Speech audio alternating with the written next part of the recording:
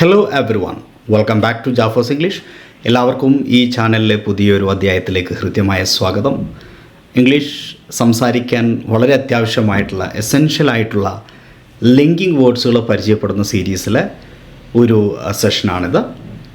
ഈ സെഷൻ നിങ്ങൾക്ക് വളരെ അധികം ഉപയോഗപ്പെടുമെന്ന് ഞാൻ വിശ്വസിക്കുന്നു. So without further delay let's get into the video. Okay, എല്ലാവർക്കും ഒരിക്കൽ കൂടി linking words in spoken English എന്ന് പറയുന്ന ഈ സീരീസിലേക്ക് സ്വാഗതം. നമ്മളിന്ന് ആദ്യം ഡിസ്കസ് ചെയ്യുന്ന ലിങ്കിങ് വേർഡ് എന്ന് പറയുന്നത് ആസ് വെൽ ആസ് ആണ്.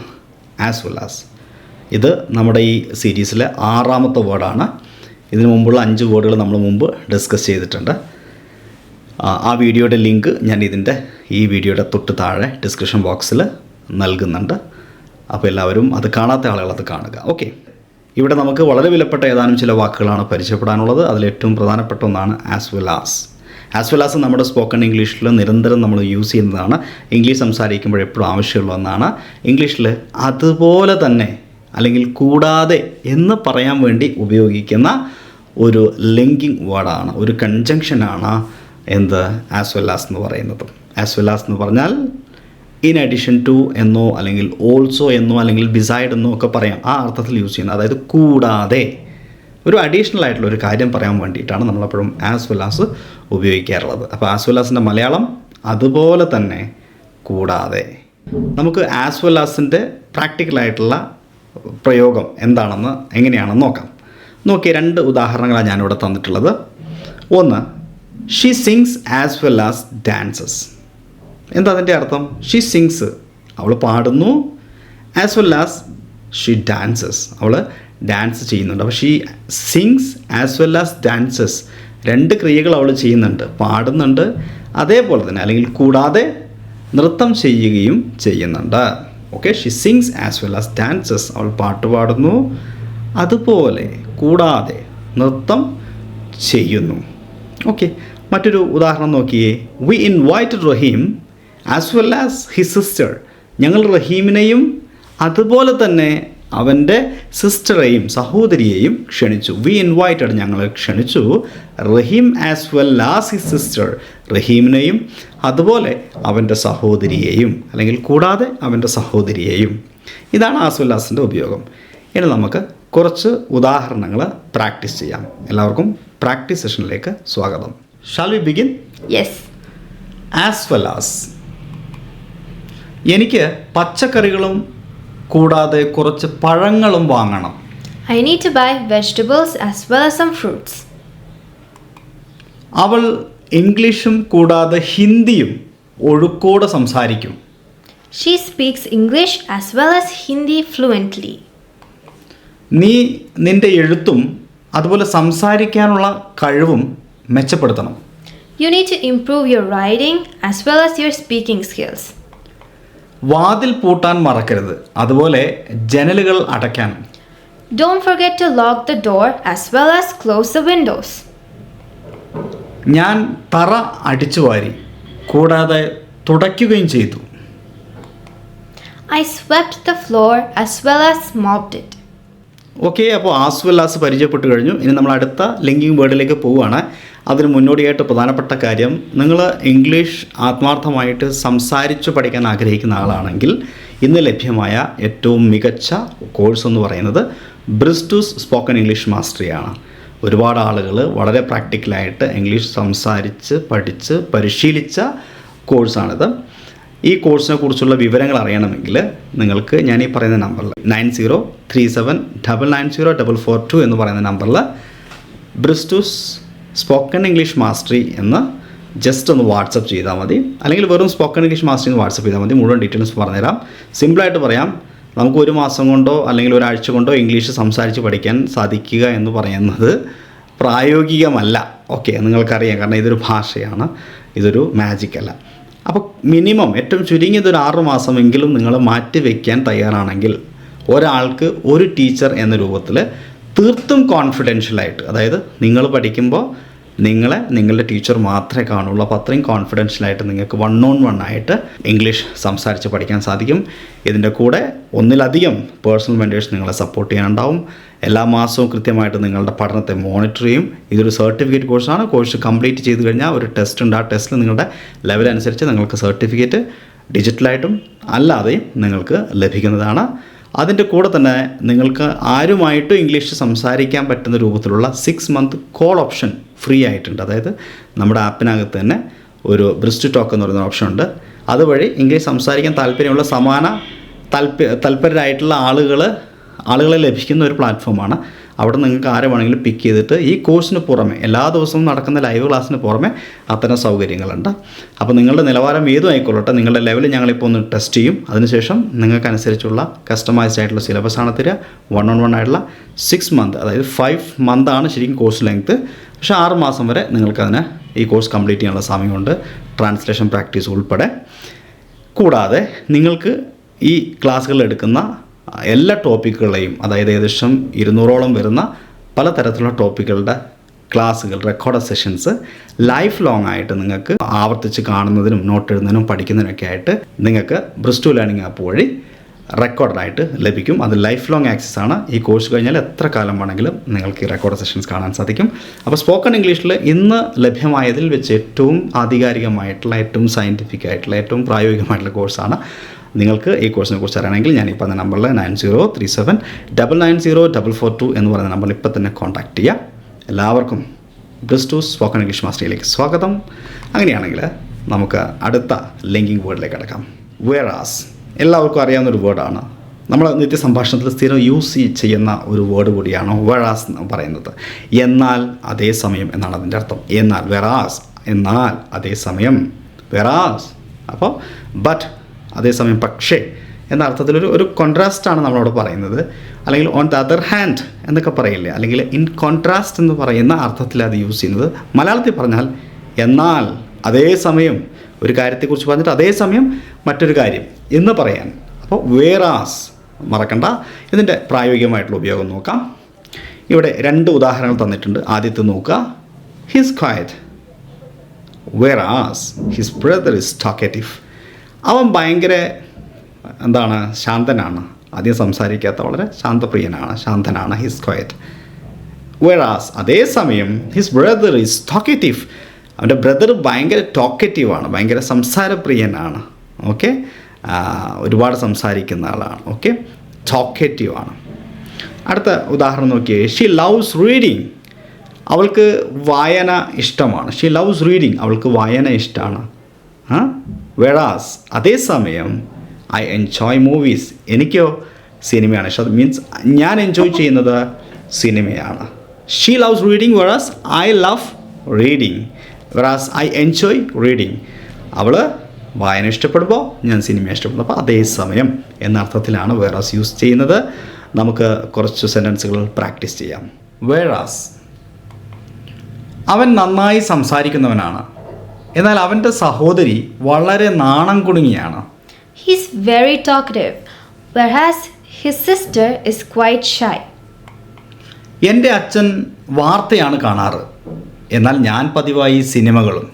My father watches the news, whereas I usually watch movies. ഞാൻ ഭക്ഷണം പാകം ചെയ്യുന്നു, അതേസമയം എൻ്റെ സഹോദരി പാത്രങ്ങൾ കഴുകുന്നു. I cook food, whereas my sister washes the dishes. ഞാൻ നേരത്തെ എഴുന്നേൽക്കും, എന്നാൽ എൻ്റെ സഹോദരൻ വൈകിയാണ് എഴുന്നേൽക്കുന്നത്. I wake up early, whereas my brother wakes up late. ഞാൻ ഈ മുറിയിലാണ് ഉറങ്ങുന്നത്, എന്നാൽ എൻ്റെ സഹോദരി ആ മുറിയിലാണ് ഉറങ്ങുന്നത്. I sleep in this room, whereas my sister sleeps in that room. Okay, വേറാസ് പഠിച്ചു കഴിഞ്ഞു. നമുക്കിനി പഠിക്കാനുള്ള വേർഡ് ഡ്യൂ ടു ആണ്. ഡ്യൂ ടു മീൻസ് ഇന്ന കാരണത്താൽ ഡ്യൂ ടു അല്ലേ, ഡ്യൂ ടു, ബിക്കോസ് ഓഫ്, അല്ലെങ്കിൽ കോസ്റ്റ് ബൈ. ഒരു കോസ് പറയാൻ വേണ്ടി, ഒരു കാരണം പറയാൻ വേണ്ടി ഡ്യൂ ടു നമ്മൾ യൂസ് ചെയ്യുന്നു. ഇതൊക്കെ എല്ലാവർക്കും അറിയാവുന്ന കാര്യങ്ങളാണ്, നമ്മൾ നിത്യസംഭാഷണത്തിൽ ഓൾറെഡി യൂസ് ചെയ്യുന്ന കാര്യങ്ങളാണ്. വേറാസ് ആൻഡ് ഡ്യൂ ടു അല്ലേ. അപ്പോൾ ഇവിടെ നമുക്ക് ഡ്യൂ ടു എന്ന് പറഞ്ഞാൽ ഇന്ന കാരണത്താൽ ആണെന്നല്ലോ, കാരണത്താൽ എന്നാണല്ലോ നമ്മൾ പറഞ്ഞത്. അങ്ങനെയാണെങ്കിൽ ഈ 2 ഉദാഹരണങ്ങൾ നോക്കിയേ. The flight was delayed due to rain. മഴ കാരണം ഫ്ലൈറ്റ് വൈകി. എങ്ങനെയാണ് ഫ്ലൈറ്റ് വൈകിയത്? Due to rain. മഴ കാരണത്താൽ. അടുത്ത ഉദാഹരണം, ഹിസ് ടയേർഡ്, അവൻ ക്ഷീണിതനാണ്. He's tired due to lack of sleep, ഉറക്കക്കുറവ് കാരണം അവൻ ക്ഷീണിതനാണ്. അപ്പോൾ ഇന്ന കാരണത്താൽ എന്ന അർത്ഥത്തിലാണ് നമ്മൾ ഈ പറയുന്ന ഡ്യൂ ടു എന്ന് പറയുന്ന വേർഡ് യൂസ് ചെയ്യുന്നത്. ഓക്കെ, ഇതുപോലെയുള്ള ലിങ്കേഴ്സ് എന്ന് പറയുന്നത് അറൗണ്ട് 100-120ഓളം ലിങ്കേഴ്സാണ് നമ്മൾ സംസാരം ഫ്ലുവൻ്റ് ആക്കുന്നതിന് വേണ്ടി അല്ലെങ്കിൽ സെൻറ്റൻസുകളെ മനോഹരമായി ഉപയോഗിക്കുന്നതിന് വേണ്ടി സാധാരണ നിത്യസംഭാഷണത്തിൽ യൂസ് ചെയ്യുന്നത്. ഈ 120ഓളം ലിങ്കേഴ്സ് ഞാൻ ഈ പറഞ്ഞ ബ്രിസ്റ്റു സ്പോക്കൺ ഇംഗ്ലീഷ് മാസ്റ്ററി എന്ന് പറയുന്ന കോഴ്സിൽ നിങ്ങൾക്ക് പ്രാക്ടീസ് ചെയ്യിപ്പിക്കുന്നുണ്ട്. 100-ലധികം ലൈവ് ക്ലാസ്സുകളുള്ള കോഴ്സിനകത്ത് ഏകദേശം 7ഓളം ക്ലാസ്സുകൾ ഈ ലിങ്കേഴ്സിനെ പ്രാക്ടീസ് ചെയ്യുന്നതിന് വേണ്ടി മാത്രം മാറ്റി വെച്ചിട്ടുള്ളതാണ്. അപ്പോൾ ഇതിൻ്റെ ഒരു പ്രാധാന്യം നിങ്ങൾ മനസ്സിലാക്കണം. അതുമാത്രമല്ല, ഒരുപാട് കാര്യങ്ങൾ അതിനകത്ത് വ്യത്യസ്തമായിട്ടുള്ള സിലബസാണ് അതിനകത്ത് ഡിസ്കസ് ചെയ്യുന്നത്, പ്രാക്ടീസ് ചെയ്യുന്നത്. ഓക്കെ, അതൊരു പ്രാക്ടീസ് കോഴ്സാണ്, ഒരു തിയറി കോഴ്സല്ല, നിങ്ങളെ പരിശീലിപ്പിക്കുന്ന കോഴ്സാണ്. ഓക്കെ, ഇനി നമുക്ക് ഈ പറഞ്ഞ ഡ്യൂ ടു വെച്ചുകൊണ്ടുള്ള പ്രാക്ടീസ് സെൻറ്റൻസുകൾ നോക്കാം. ഡ്യൂ ടു, ബഹളം കാരണം എനിക്ക് ഉറങ്ങാൻ കഴിഞ്ഞില്ല. I couldn't sleep due to noise. മാലിന്യം കാരണം മുറിയിൽ ദുർഗന്ധം വമിക്കുന്നു. The room smells bad due to garbage. വ്യക്തിപരമായ കാരണങ്ങൾ കാരണം അവൾ ഇന്ന് വന്നില്ല. She is absent today due to personal reasons. അറ്റകുറ്റപ്പണികൾ നടക്കുന്ന കാരണം റോഡ് ഗതാഗതം തടസ്സപ്പെട്ടിരിക്കുകയാണ്. The road is blocked due to repair work. പണിമുടക്ക് കാരണം കട അടച്ചിട്ടിരിക്കുന്നു. The shop is closed due to a strike. ഇപ്പോൾ നമ്മൾ ഡ്യൂ ടു പഠിച്ചു കഴിഞ്ഞു. നെക്സ്റ്റ് വേർഡ് എന്ന് പറയുന്നത് ഓയിങ് ടു ആണ്. ഓയിങ് ടു, കാരണത്താൽ. ഈ ഡ്യൂ ടു എന്ന് പറയില്ല, അതേപോലെ തന്നെയാണ്, അല്ലെങ്കിൽ ഇന്ന കാരണം. ഡ്യൂ ടു പറയുന്ന അതേപോലെ യൂസ് ചെയ്യുന്നതാണ്. Owing to means because of or due to. Owing to equal to due to. ഈ പറയുന്ന ഉദാഹരണം നോക്കിയേ. The match was postponed, match മാറ്റി വയ്ക്കപ്പെട്ടു. എന്തിന്? ഓയിങ് ടു ഹെവി റെയിൻ, കനത്ത മഴ കാരണം മാച്ച് മാറ്റി വെക്കപ്പെട്ടു. എന്ത് കാരണം? കനത്ത മഴ കാരണം. Owing to heavy rain. അടുത്ത ഉദാഹരണം നോക്കിയേ. ഓയിങ് ടു ഹിസ് ഇൽനെസ്, അവൻ്റെ രോഗം കാരണം ഹി കുഡിൻറ്റ് കം, അവന് വരാൻ കഴിഞ്ഞില്ല. ഓയിങ് ടു ഹിസ് ഇൽനെസ്, അവൻ്റെ രോഗം കാരണം, ഇൽനെസ് കാരണം അവന് വരാൻ കഴിഞ്ഞില്ല. ഇനി നമുക്ക് പ്രാക്ടീസ് ചെയ്ത് നോക്കാം. ഓയിങ് ടു, പനി കാരണത്താൽ അവൾക്ക് സ്കൂളിൽ പോകാൻ കഴിഞ്ഞില്ല. She missed school owing to fever. ബഹളം കാരണം എനിക്ക് ഉറങ്ങാൻ കഴിഞ്ഞില്ല. I couldn't sleep owing to noise. പണിമുടക്ക് കാരണം കട അടച്ചിട്ടിരിക്കുന്നു. The shop was closed owing to strike. അസുഖം കാരണം അദ്ദേഹം അവധിയെടുത്തു. He took leave owing to illness. വൈദ്യുതി തകരാർ കാരണം ഞങ്ങൾ മെഴുകുതിരികൾ ഉപയോഗിക്കുകയാണ്. We are using candles owing to a power failure. Okay, owing to പഠിച്ചല്ലോ. ഇനി നമുക്ക് പഠിക്കാനുള്ളത് ഇൻ ഓർഡർ ടു എന്ന് പറയുന്ന പ്രയോഗമാണ്. അതിനായി, അതിനു വേണ്ടി. ഇൻ ഓർഡർ ടു, അതിനായി, അതിനു വേണ്ടി എന്നാണ് ഇതിനർത്ഥം. ഇൻ ഓർഡർ ടു എന്ന് പറഞ്ഞാൽ സോ ദാറ്റ്, അല്ലെങ്കിൽ to or the purpose of, എന്തിൻ്റെയെങ്കിലും ഒരു പർപ്പസ് പറയുമ്പോൾ അതിനു വേണ്ടി, അതിനായി, ഇൻ ഓർഡർ ടു. നോക്കാം നമുക്ക് ഉദാഹരണങ്ങൾ. ഒന്ന്, he exercises daily in order to stay fit. എന്തിനു വേണ്ടിയിട്ടാണ് അവൻ എക്സസൈസ് ചെയ്യുന്നത്? In order to stay fit, ഫിറ്റായി നിൽക്കുന്നതിന് വേണ്ടിയിട്ട്. ഓക്കെ, ഫിറ്റായി നിൽക്കുന്നതിന് വേണ്ടിയിട്ട്, സ്റ്റേ ഫിറ്റ്, ഫിറ്റായി നിൽക്കുന്നതിന് വേണ്ടിയിട്ട് ഷീ എക്സസൈസസ് ഡെയിലി, അവൾ എല്ലാ ദിവസവും വ്യായാമം ചെയ്യുന്നു. അടുത്ത ഉദാഹരണം നോക്കിയേ. He left early in order to catch the bus. എന്തിനാണ് അങ്ങേര് നേരത്തെ പോയത്? എന്തിനാണ് അദ്ദേഹം നേരത്തെ തന്നെ വിട്ടത്? He left early in order to catch the bus, bus പിടിക്കുന്നതിന് വേണ്ടിയിട്ട്, ബസ് കിട്ടുന്നതിന് വേണ്ടിയിട്ട്. അപ്പോൾ നേരത്തെ പോയാലേ ബസ് കിട്ടുകയുള്ളൂ. അപ്പോൾ in order to catch the bus he left early. ഇതാണ് ഇൻ ഓർഡർ ടു എന്ന് പറയുന്ന വേർഡിൻ്റെ ഉപയോഗം എന്ന് പറയുന്നത്. നമുക്ക് കുറച്ച് പ്രാക്ടീസ് സെൻറ്റൻസുകൾ നോക്കാം. ഇൻ ഓർഡർ ടു, കൃത്യസമയത്ത് സ്കൂളിലെത്താൻ വേണ്ടി ഞാൻ നേരത്തെ എഴുന്നേൽക്കും. I wake up early in order to reach school on time. നമുക്ക് മനസ്സിലാകാൻ വേണ്ടി അവൻ പതുക്കെ സംസാരിക്കുന്നു. He speaks slowly in order to help us understand. ആരോഗ്യത്തോടെ ഇരിക്കുന്നതിനായി ഞാൻ ദിവസവും വ്യായാമം ചെയ്യുന്നു.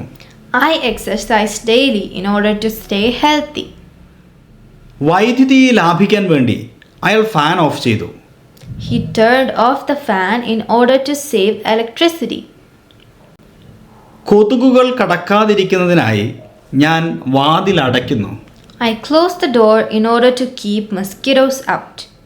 ഈ അധ്യായത്തിലൂടെ വളരെ പ്രധാനപ്പെട്ട 5 ലിങ്കിങ് വേർഡ്സ് കൂടി നമ്മളിപ്പോൾ പഠിച്ചു കഴിഞ്ഞു. നേരത്തെ നമ്മൾ 5 പഠിച്ചാണ്.